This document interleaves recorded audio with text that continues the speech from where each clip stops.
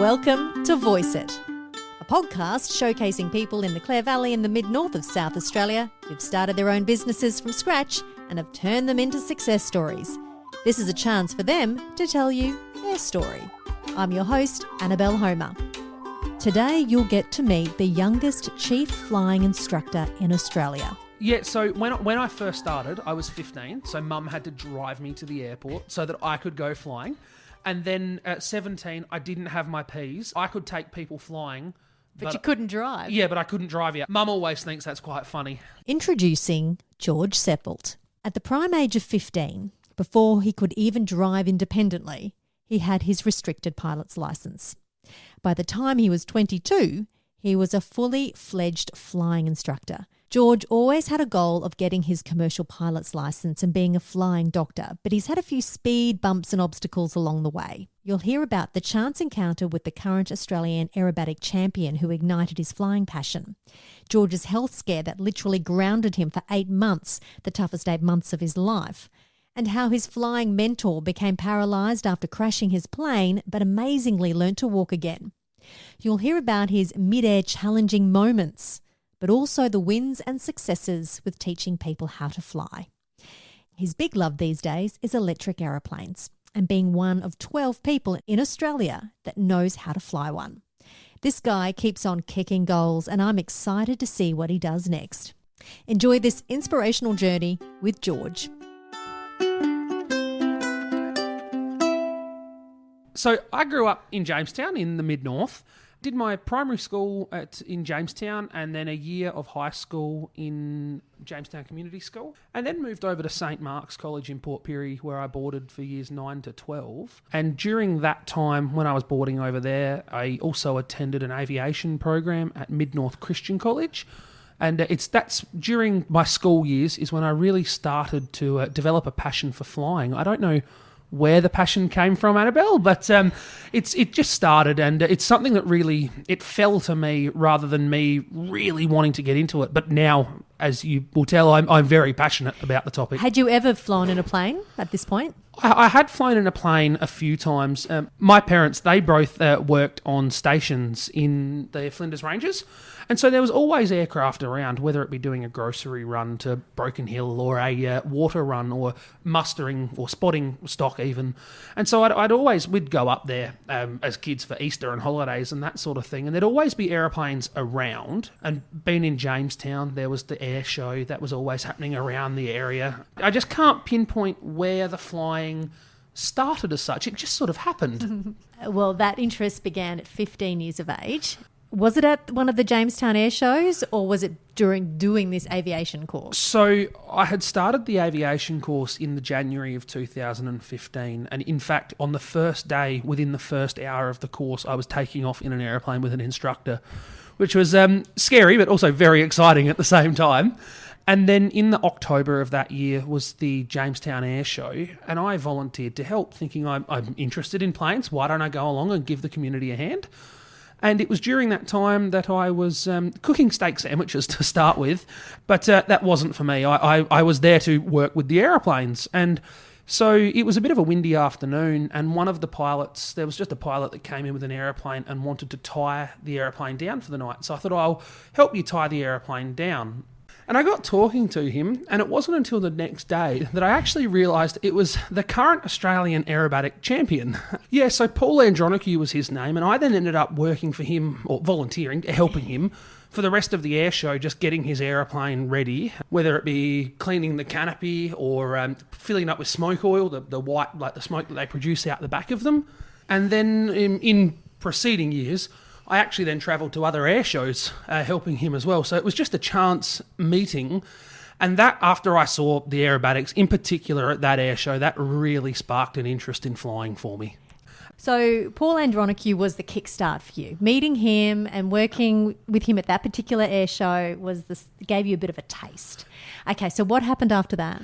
So after meeting Paul at the 2015 air show, that really sparked my interest. Like, I want to go flying now, even if it's just flying around straight and level, what I would call now everyday flying. So I continued with the Mid-North Aviation program in Port Pirie.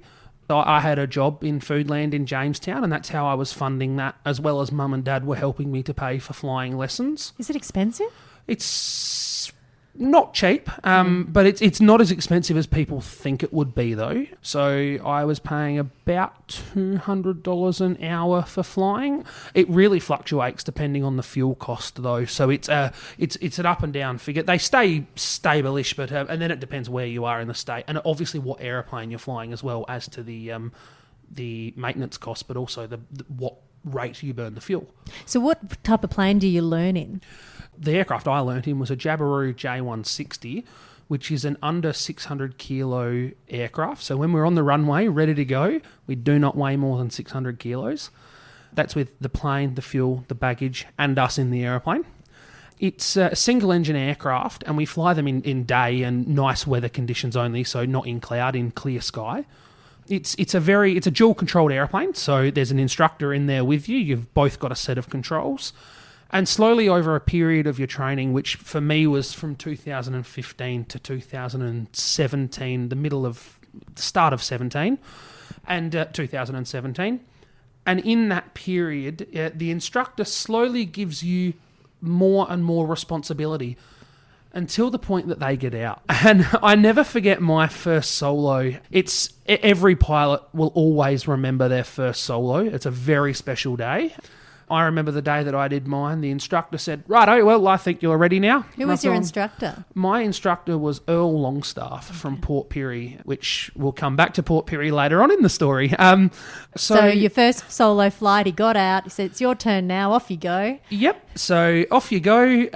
He got out and he goes, "You're happy to do this?" And I said, "Well, you think I am, so okay." I remember putting power on the aeroplane, and with one less person, they perform so much better. It was one circuit, so you take off, do a left-hand racetrack pattern above the airfield and come down and land. And this is after doing hundreds and hundreds of landings with him to get it perfect. And I remember putting the power on, and before I knew it, the airplane was in the air. It just started to climb. And at that point, I've gone, wow, this is climbing fast. And I've got to my 1,000 feet, which is the height that we sit at for the circuit. And I've levelled off and then turned downwind, which is turning back parallel to the runway to land. And then I've gone, shit, now I've actually got to land it.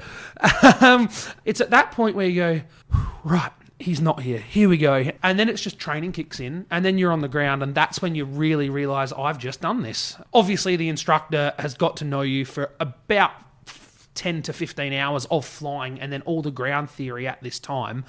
They know your ability, and so they're not going to send you if you're not ready to do it. It's a confidence boost in your flying, and it just made me want to keep going the rest of the way. When you do a solo flight, what license do you get? After your solo flight, there's about another 5 hours of in-depth emergency training that you do. And then if that brings you to the standard and you've finished the required hours for a recreational pilot certificate, after you complete a flight test at the end of that, you'll be issued with a certificate, which means you can fly an aircraft under 600 kilos maximum takeoff weight by day within 25 nautical miles of where you take off. So about 50 kilometres, give or take, about 50 kilometres from where you take off. Okay. And the reason they do that is because you're a fresh pilot, they don't want you going too far because you don't have any navigational skills yet. So later on down the track, you can then build in navigation skills. And then once you do that extra training for the navigation skills, you can actually then go anywhere in Australia except for controlled airspace. So when you got to that point, how old were you? I was about 17. Yeah. 17 years old. Is that young? Yeah, so when I first started, I was 15, so Mum had to drive me to the airport so that I could go flying. And then at 17, I didn't have my Ps, so at that point you're allowed to have one passenger in the car with you. When I got my Ps, I'm not sure what the rules are now. But I then did the required hours for a passenger endorsement as well. And I could take people flying. But you couldn't drive. Yeah, but I couldn't drive yet. I only had my P1s. So I could go out by myself, but that was restricted. But my flying then wasn't restricted. So Mum always thinks that's quite funny. You met a man called Ryan Campbell. Now, who's Ryan? Ryan Campbell is now a very good friend of mine. At the time, I had heard of him on the news. He'd actually just been the first teenager ever to fly around the world solo in a single-engine aircraft. And it was actually at the 2015 air show where I first met him as well. And Ryan encouraged me at the 2015 air show to apply for a Recreational Aviation Australia scholarship. And it's back then I thought, oh, okay. And I did this weird deal with Ryan, which absolutely makes no sense now. And me now looking back at 15-year-old me goes, what were you doing? But I said, I'll apply for it, but can you come along to the dinner and accept it with me? And so I actually got the scholarship. I was lucky enough to be awarded that. And so what was the scholarship for? For flight training. So it covers some of your flight training. Okay. With that, I got the scholarship and was going to go to the dinner, which was in May next year. So I'd kept on corresponding with Ryan throughout this time. And we were all set to go to the dinner together in May.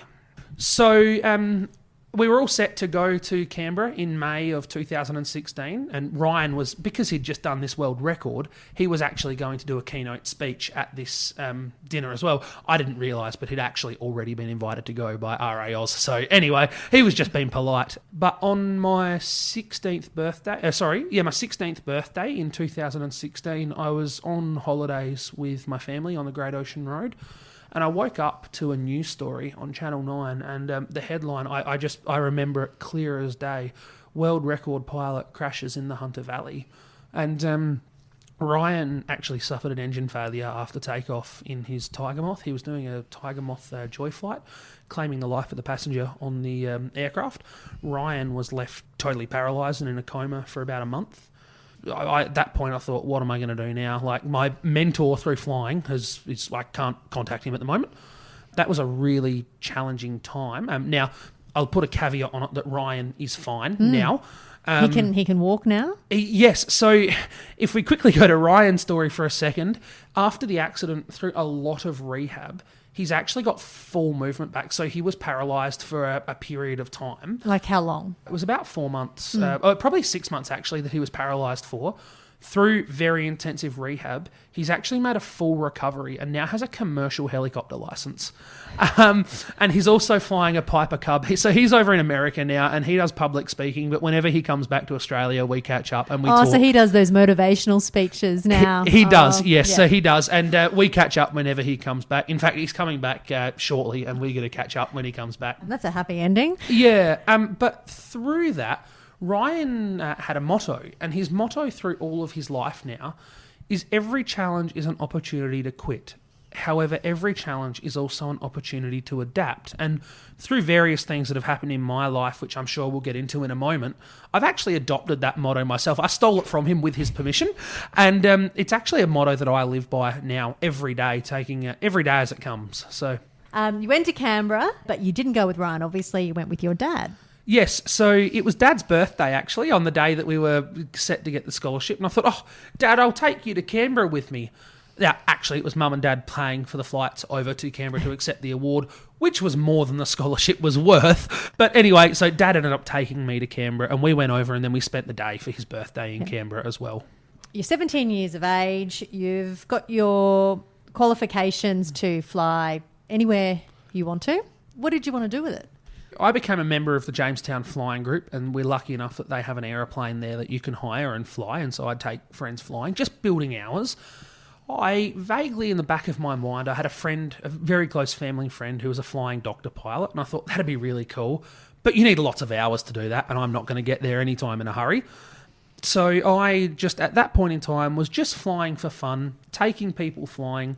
And you're still at school at this point? Oh, yes, I'm doing Year 12 through all of this as well in 2017.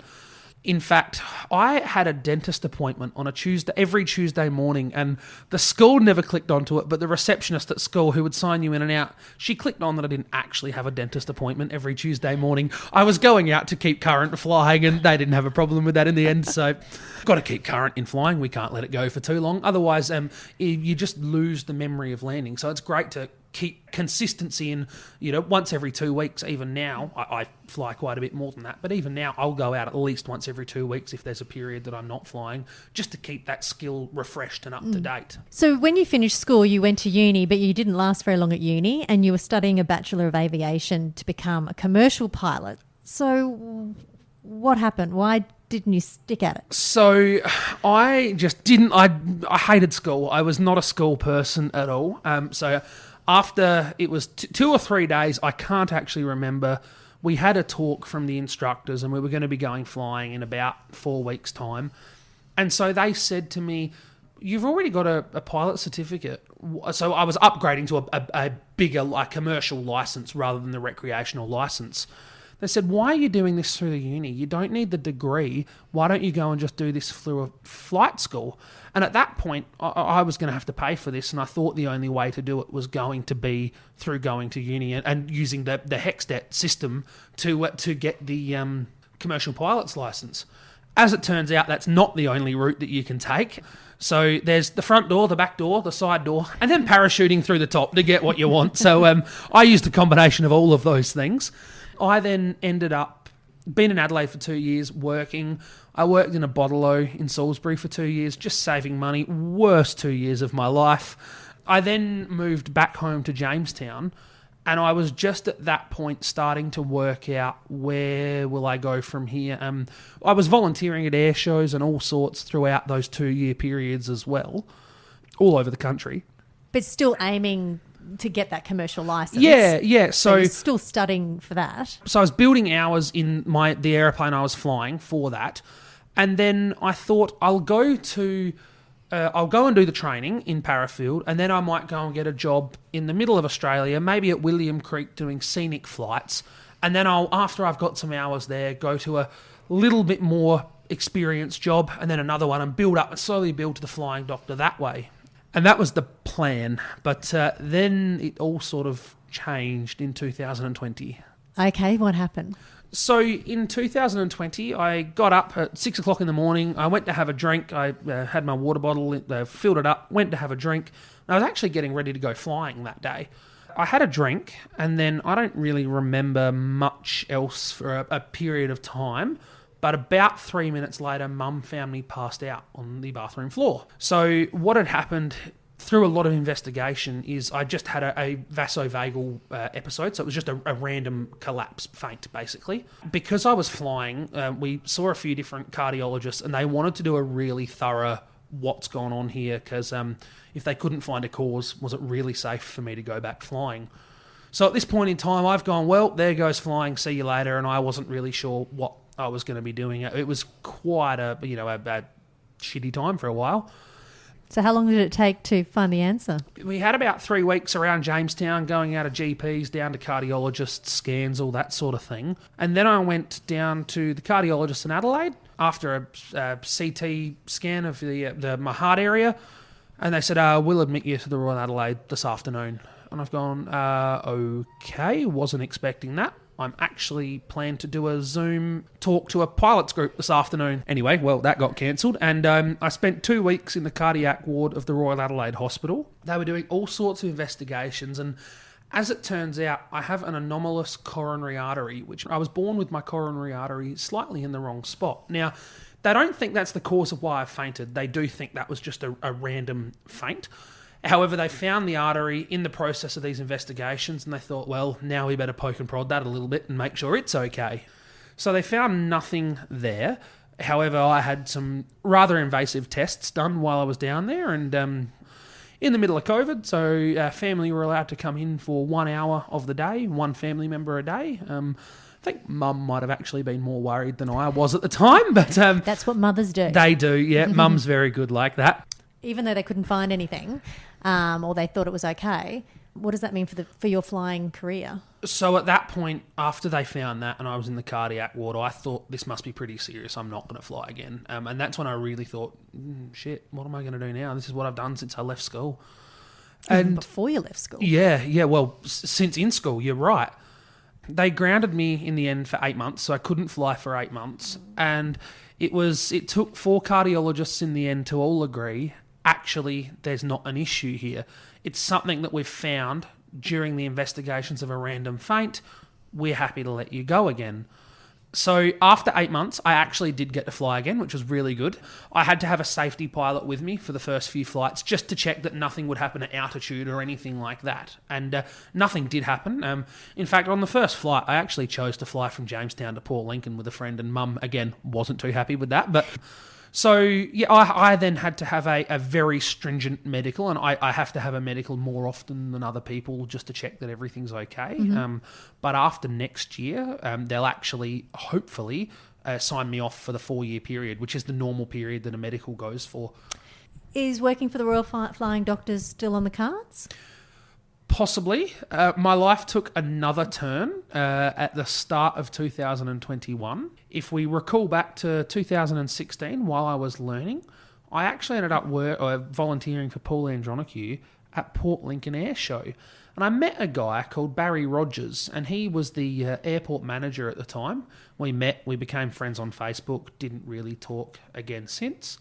But cut back now to I'm out of hospital, and I thought, I reckon Barry Rogers is moved to Adelaide, and I've actually seen on Facebook that he's bought an electric aeroplane. This sounds really interesting. I'm going to reach out and reconnect with him. So I did, and he showed me his aeroplane, and one of his pilots took me flying, and it could be an electric. I had no experience with it at the time. How common are electric planes? At the time, it was the only one in the country. Wow, yeah. That's pretty special. Yeah. This is in the next year, coming out of hospital. Barry said to me, "Hey, George, we're going to be going for a world record flight in June." And he said to me, "We'd like you to come along. We're not sure how, but would you like to come along?" And I thought, yeah, righto, why not? So the record that he was trying to break was the longest flight in an electric aeroplane. Now, it's over consecutive days, but it's the longest. It's more the longest trip in an electric aeroplane. And I flew the Jamestown Flying Group aeroplane with some cameras on it as a photo ship. And I went sort of just for support, but ended up being the media manager for the trip and all the photos and divvying them up to the radio stations and all of those places. It was a really good trip. We broke the world record, and then they broke the record for the longest flight over water in an electric aeroplane as well. And then they also broke the record for the fastest average speed in an electric aeroplane, which is pretty cool. It's not that fast, believe it. Well, how fast is it? It was about 136 kilometres an hour, but that is for a commercially available electric aeroplane. So there's experimental ones out there that go way faster, but you can go and buy it tomorrow. That's the fastest speed that we could get it to. Okay, so how fast is a normal aeroplane, on avgas? So the aeroplane that I fly every day, it's about 90 knots, which is about 170 kilometres an hour, roughly. So it's slow, but bear in mind it's new technology. And that's only going to get better with time. So from the electric plane experience and the world record trip, what happened after that, which obviously was a change in trajectory for your career? Barry and I had a chat one night on the world record trip, and he said to me, "George, I want to buy a flight school. Do you know of any flight schools for sale?" And I actually knew that the flight school where I learnt to fly at Port Pirie was going to be coming up for sale.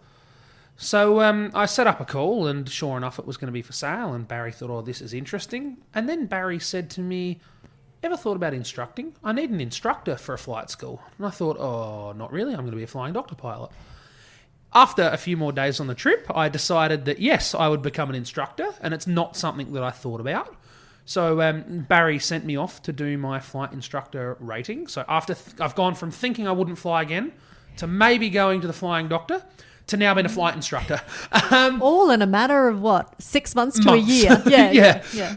So I went up and did the course. So it's a pretty intensive course where basically you learn to fly again to a higher standard.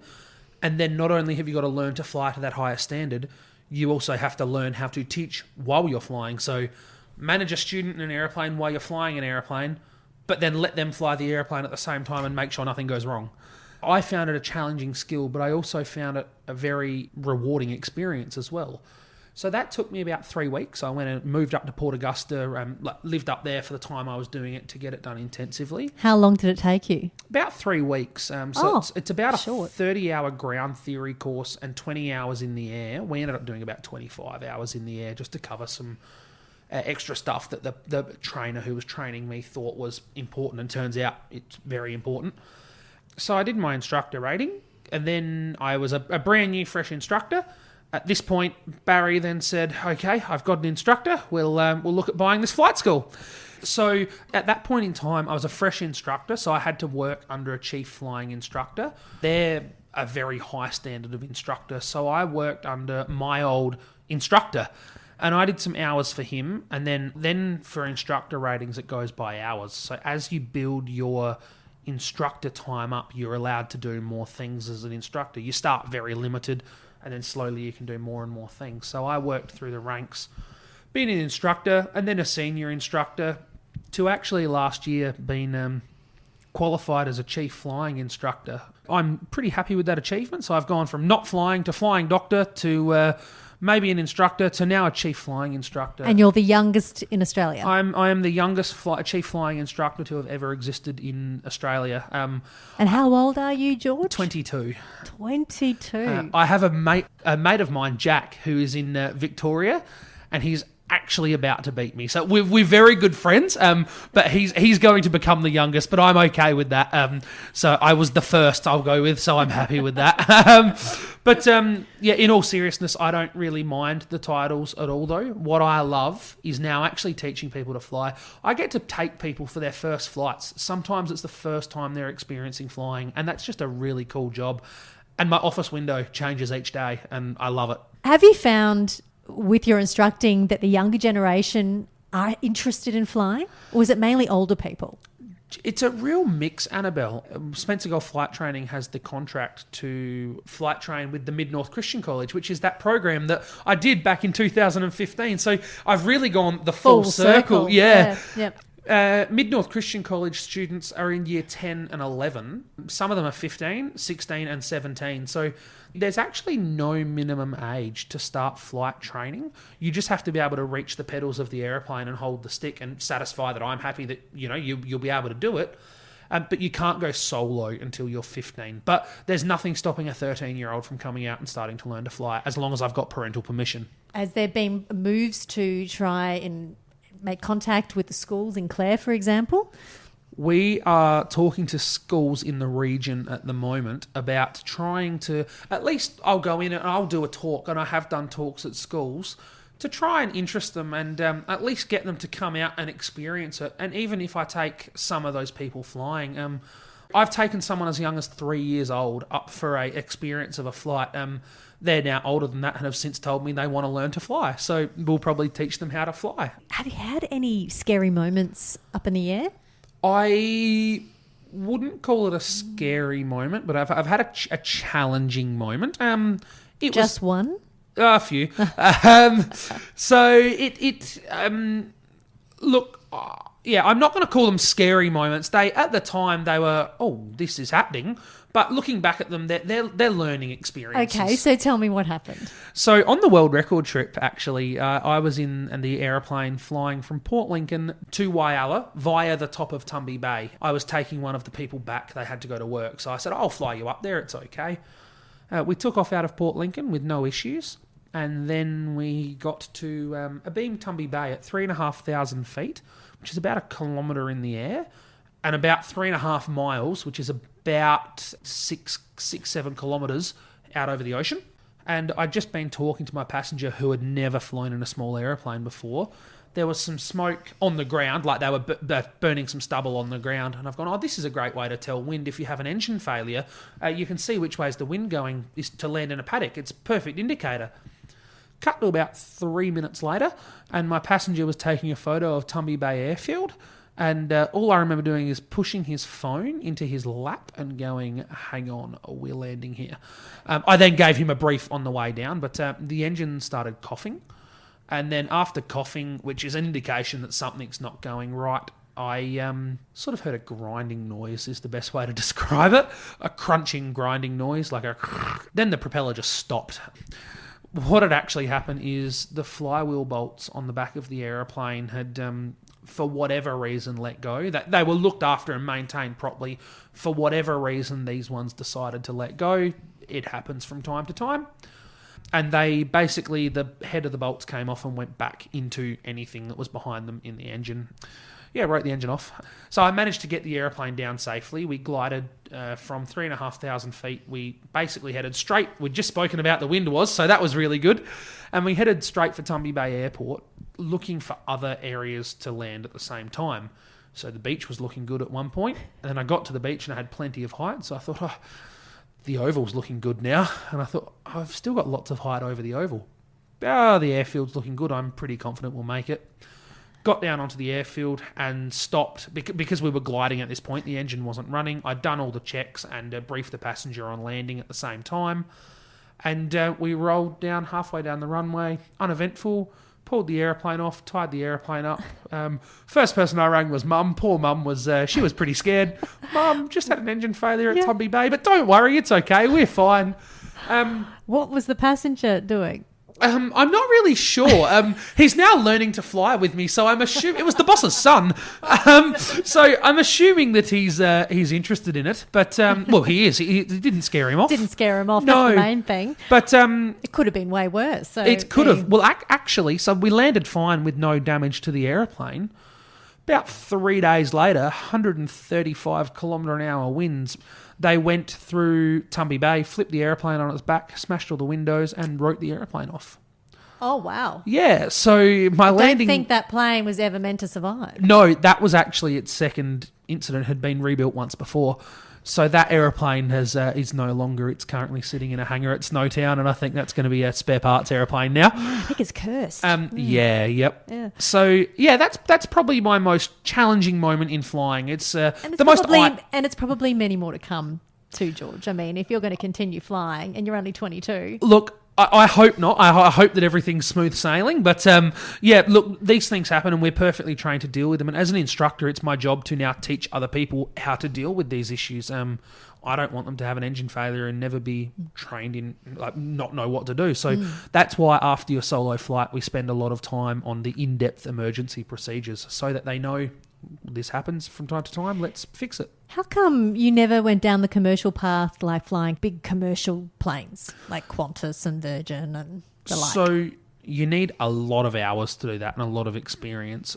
Although I really wanted to go down that path, I'm quite happy where I am. How many hours do you need to get to that point? So it's about 250 hours to become a commercial pilot, and there's 7 exams that you have to do as well. You must have a fair amount of hours up your sleeve, though. I have about 650 hours of flying. So I've got the flying. I just need the theory and some upskilling into some larger aeroplanes. Flying doctor pilot's not off the cards now. I would still have to go and get a commercial pilot's license. Yeah, now that I'm a CFI as well, a Chief Flying Instructor, there's only 4 of us in South Australia, and not many nationally either. So there's obviously a need for instructors. There is. There's so from time to time we actually have to pull other instructors up from Adelaide or borrow them from wherever we can. There's a real shortage of them, even more so than maintainers for the aeroplanes in South Australia. There's only about 3 of them. I'm actually now getting to fly electric aircraft as well. So there's only 2 of them in the country, which there might be 3 now actually.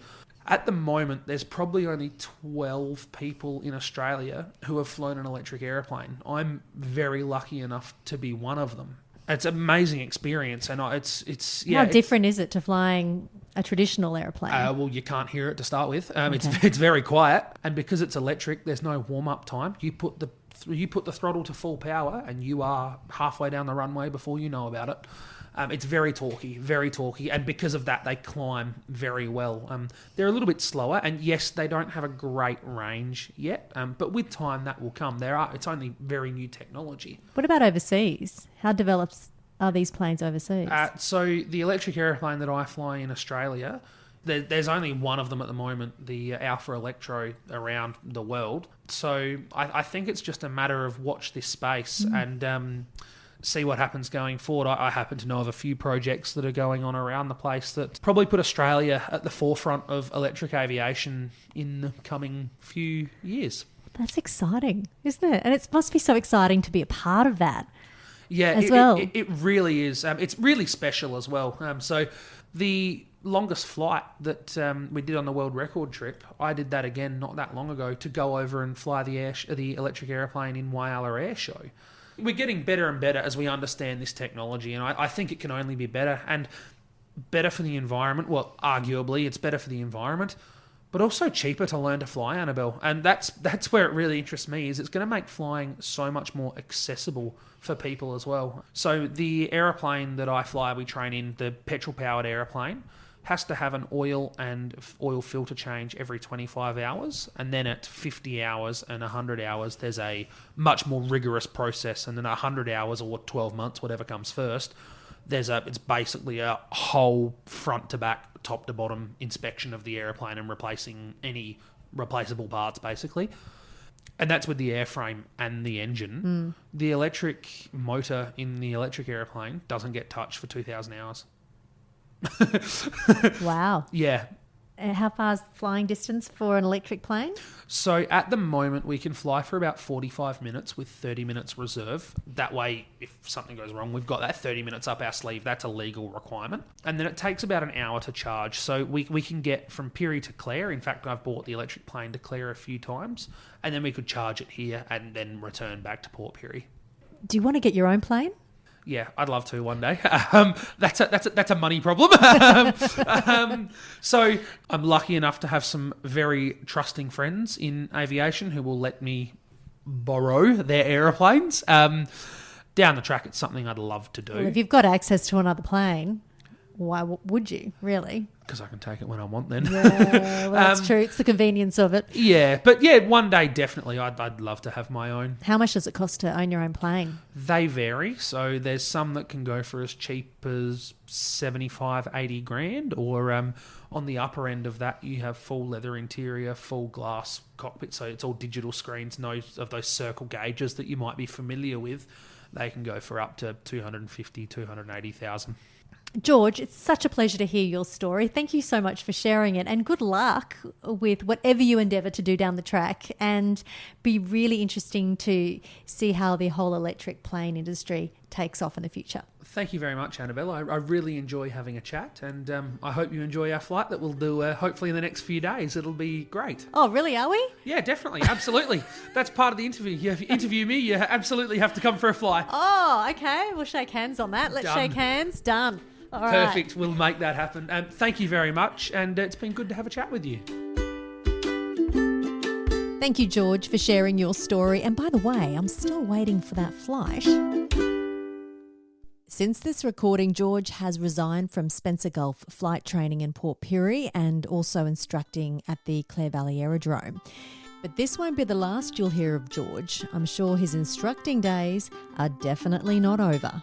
Watch this space. I'm your host, Annabelle Homer. If you'd like to find out more about what I do, I am a voice coach, a podcaster, an audio memoir producer, and an MC. I have a website, voiceit.me.